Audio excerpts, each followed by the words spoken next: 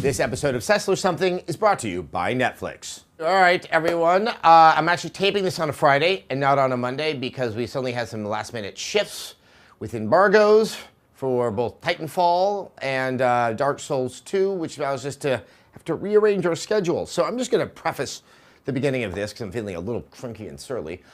Dear game industry, I know there still seems to be this persistent perception that the entire journalism is staffed with 23-year-olds who have nothing better to do than to jump at the whims of the game industry. But actually, some of us are a little bit older, and we are responsible for staffs and for our superiors and for our lives. And last-minute changes really are difficult, and in this case, costly. So with that, maybe I've imparted something there. Who knows? Anyway, let's get back to normal things. So I went out on Twitter, said I wasn't expecting to do this today, and I was like, what should we talk about? A couple of ideas came this way. Everyone to know, what does it mean that Jack Tretton left Sony?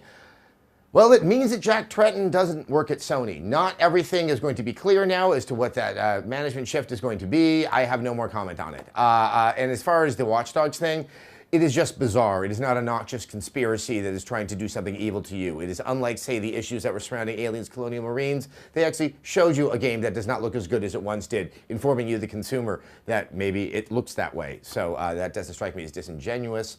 It strikes me as forthright. All right, so let's get on to something I want to talk about.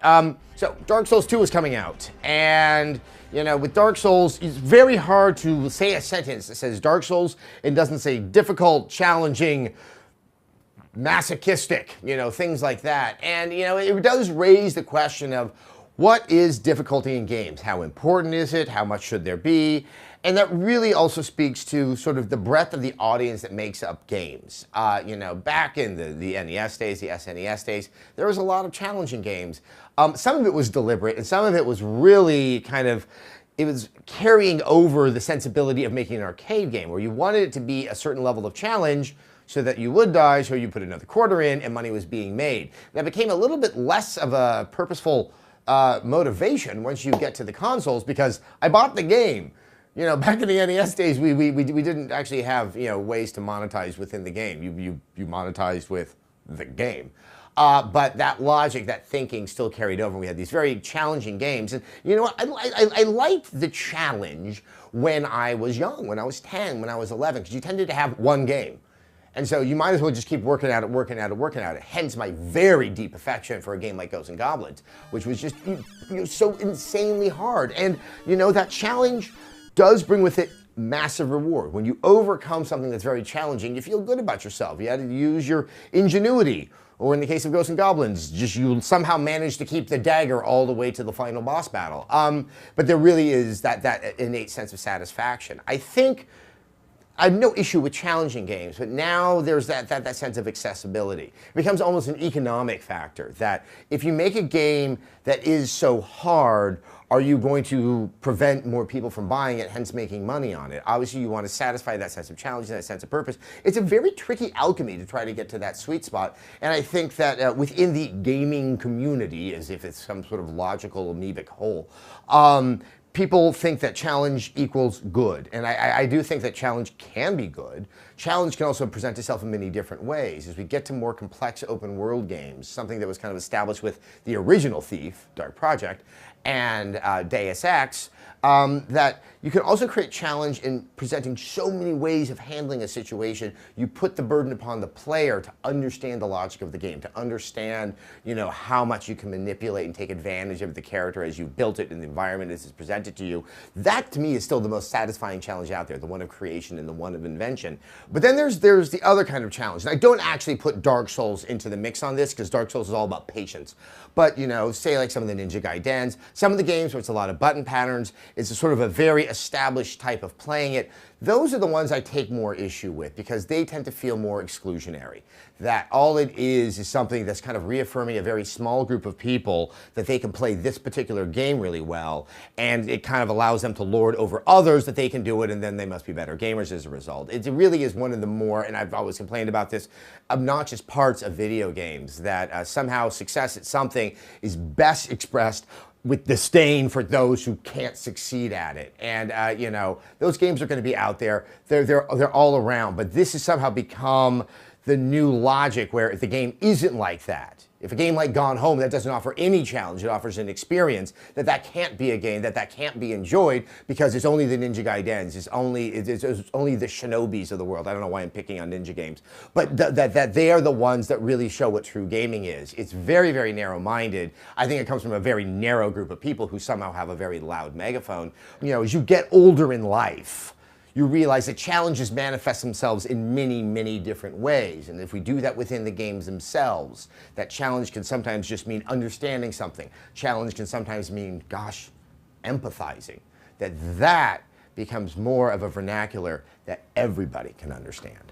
All right, guys, after that talk of genre, why don't we thank our current sponsor who has a lot of genre products, and that is Netflix. With Netflix, you can stream TV episodes and movies directly to your home, saving you time, money, and hassle. It's also the only place to watch exclusive shows like House of Cards. And given what we just talked about with True Detective, if you want to see another genre that's completely put on its ear, check out the French television drama, The Return.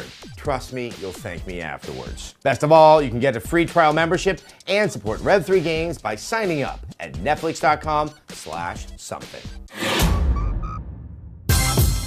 I think many of you, myself included, I've been quite transfixed with the show True Detective on HBO. I think it ended last night, even though I'm taping this before it happened, so I can't spoil it for you. Don't do that to me. I really like it. I've always loved detective stories. Ever since I was a kid, I actually constantly dressed up as a detective, and I had a magnifying glass, and I tried to find clues, because I thought that the world was littered with clues, and with that, you could find greater meaning and understanding, and that's actually what I love so much about detective stories. In the classic forms of the genre, it's a loner. It's someone who's usually quite obsessed with something, and they tend to consort with people who are not perfect because the world itself is imperfect. I think I find a great comfort in that as an adult, knowing that I'm highly imperfect and that there's a way that you can still admire those who aren't like just hitting 10 every moment of the day. But it really is that obsessive belief that there is a truth that can be uncovered, though in so many classic, especially like the Raymond Chandlers and the Dashiell Hammetts, that in that pursuit of truth, you really seem to only uncover other knowledge that turns into some sort of Faustian dilemma that you have learned more, and all it's done is make you sadder and less trustful of the world around you. That's one of the things I see quite evident in True Detective, but what's neat is you have to kind of peel back the surface to see what a classic detective story it is, because there's so many interesting kind of Southern Gothic, and the filming techniques are laid on top of it that you almost forget that this isn't all that different than Sam Spade going out there and trying to find the Maltese Falcon. You know, it's something that I think there is a lot of learning for the game industry, that while there's wonderful things that are happening in the world of indie and new forms of games are being made, there can sometimes be a reverse dialogue that anything that is traditional genre, shooter, you know, Japanese RPG, is somehow already inherently flawed because it's coming out of a tradition and one that people are trying to move past. I think, you know, using once again True Detective as an example, that if we go back to the traditional genres, because I like AAA games, I like a good shooter, I like a good RPG, but if you look at what's happened over the past 5 years, you only see small instances where someone has taken the convention and tweaked it just enough that it makes you sort of rediscover what's interesting about it, that it makes you, reassess what it's all about. You know, that's such an important aspect to music, where you'll hear the same sound over and over, and then you get the shift, and it's that shift that kind of brings you away. You hear that a lot. Actually, you hear that a lot in Beethoven. You definitely hear that in modern German opera composers like Alban Berg. It's those moments of, hey, and once again, it wakes you up and makes you recognize it. We're not finding ways to do that with AAA games, where we take something that clearly works because it's lasted for so long, but go back and ask ourselves, why does it work? And how can we reinvest it with a sense of excitement, with a sense of mystery that makes us remember what got us so excited in the first place?